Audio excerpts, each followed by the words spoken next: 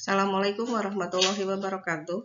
Selamat pagi, bertemu kembali dalam video pembelajaran Bahasa Indonesia masih dari SMA Negeri 1 Sukatani, Kabupaten Bekasi, dengan saya Entin Ratiningsih. Tujuan pembelajaran yang hari ini ingin dicapai adalah masih berhubungan dengan kritik dan esai, yaitu memahami unsur atau struktur kritik dan esai. Apa sajakah struktur kritik dan esai itu?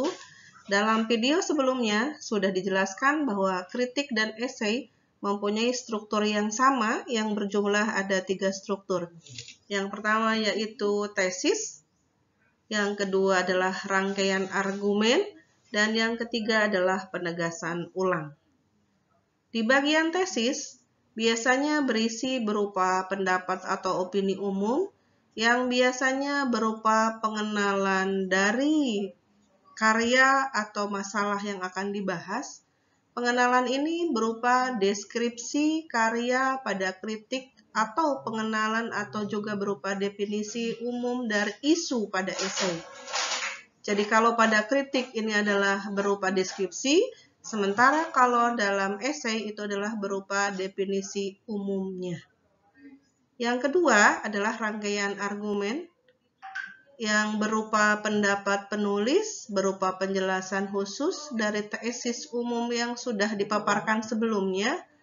Pada kritik, bagian ini akan banyak memuat data, fakta, atau teori yang teruji untuk mendukung argumennya. Sementara pada esai biasanya tidak terlalu banyak fakta atau data karena sifatnya biasanya harus berupa opini, yang opini tersebut merupakan hipotesis yang baru. Esai pastinya itu adalah dominasinya adalah sebuah opini, tapi opini jangan lupa pasti ada pendukungnya, baik itu data, fakta, alasan, contoh, atau bukti yang kuat. Tujuan akhirnya argumen tersebut adalah untuk meyakinkan pembaca. Dan struktur yang ketiga yaitu penegasan ulang, perumusan kembali secara ringkas mengenai tesis dan berbagai argumen yang telah disampaikan. Itu yang disebutkan dengan penegasan ulang. Hal ini tujuannya untuk menyilangkan kembali antara tesis awal dan rangkaian argumen menjadi satu kesatuan ide yang utuh. Jadi berarti intinya ada di bagian penegasan ulang. Bagian ini dapat berisi berupa penilaian untuk kritik dan saran secara konkret dalam teks kritik itu sendiri. Sementara dalam esai ini adalah sebaiknya memuat solusi atau juga alternatif untuk menyelesaikan permasalahan yang dibahas. Sehingga walaupun strukturnya sama terdiri atas 3 yaitu tesis, argumen, dan penegasan ulang, tetap saja antara kritik dan esai memiliki perbedaan di dalam bagian-bagiannya masing-masing. Adapun kebahasaan kritik dan esai ini satu kesatuan yang sangat terpisah. Yang pertama, kaidah kebahasaan untuk kritik lebih menekankan pada detail sehingga memakai kalimat yang kompleks. Kalimat yang kompleks itu terdiri atas anak kalimat dan induk kalimat. Atau mungkin di beberapa contoh, kalimat kompleks itu biasanya disertai dengan konjungsi. Kemudian yang kedua, penggunaan kalimat kompleks membutuhkan konjungsi atau kata penghubung. Kemudian yang ketiga, pastinya untuk yang kritik harus tetap menggunakan bahasa yang baku sesuai dengan ejaan yang disempurnakan atau EYD. Kemudian yang keempat, dalam kritik akademik, penulisan kritik menyerupai karya ilmiah, sehingga kritik ini lebih cenderung berupa kritik ilmiah. Dan yang kelima adalah gaya bahasanya menekankan pada argumentasi dan eksposisi. Karena bagaimanapun juga, kritik ini adalah berupa pemaparan, dan pemaparan tersebut harus berusaha untuk meyakinkan pembacanya. Dan yang terakhir, jangan lupa dalam sebuah kritik harus disertai dengan rujukan atau referensi. Ketika kita mengeluarkan sebuah teori yang diambilnya pastilah ada rujukan atau referensinya. Inilah yang menjadi kaidah kebahasaan kritik yang terdiri atas 6 bagian. Kemudian selanjutnya adalah kaidah kebahasan untuk esai. Yang pertama, dalam esai tetap harus menggunakan kalimat yang efektif. Sehingga pada saat pembaca membaca hasilnya, memahami dan dengan jelas apa yang disampaikannya.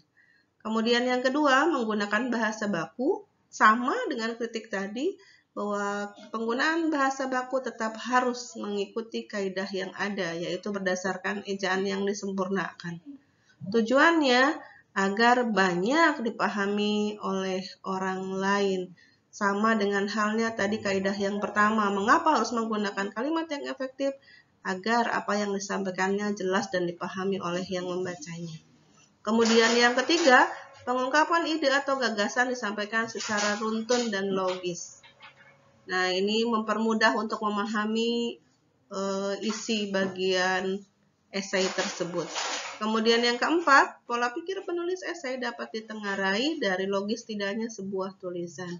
Nah, makanya berarti pada saat menuliskan sebuah esai harus menggunakan pola pikir yang runtut tadi, sehingga dapat dilihat bahwa pola pikir si penulis itu dari apa yang dituliskannya. Yang kelima, menghindari kalimat panjang yang bertele-tele. Nah, ini sudah disampaikan di awal, tadi bahwa di awal menyebutkan harus menggunakan kalimat yang efektif. Berarti mau tidak mau, kalimat yang panjang, bertele-tele, dan tidak dipahami itu harus sangat dihindari. Yang keenam, gunakan kalimat yang pendek dengan pemakaian kata yang seperlunya, sehingga gagasannya mudah dicerna dan apa yang ingin kita sampaikan dapat diterima oleh pembacanya. Dan yang terakhir, tetap sama dengan kritik, harus menggunakan rujukan atau referensi. Nah, itulah kaidah kebahasaan antara kaidah kebahasaan kritik dan esai. Walaupun ada sisi beberapa kesamaannya, tapi tetap sajalah berbeda.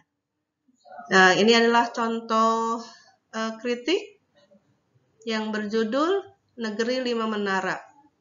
Jadi, ini adalah judul karya yang dikritiknya, maka bagian kritiknya ada di dalamnya. Nah, kita bedakan dengan contoh yang esai. Esai ini adalah dari sebuah permasalahan yang dihadapi, maka judul esainya adalah dampak COVID-19 terhadap perekonomian di Indonesia. Jadi, berarti inilah fenomena yang dibahas. Apa yang ada dalamnya adalah sesuai dengan sudut pandang si penulis itu sendiri atau dari segi esaisnya. Nah, jadi jelas berbeda antara kritik dengan esai. Jadi kalau kritik tadi sudah jelas bahwa ada karyanya, sementara untuk yang esai, yang ini tidak ada karyanya, hanya saja sesuai dengan masalah yang dihadapi oleh masyarakat itu sendiri. Itu saja yang bisa disampaikan, semoga bisa dipahami. Terima kasih. Wassalamualaikum warahmatullahi wabarakatuh.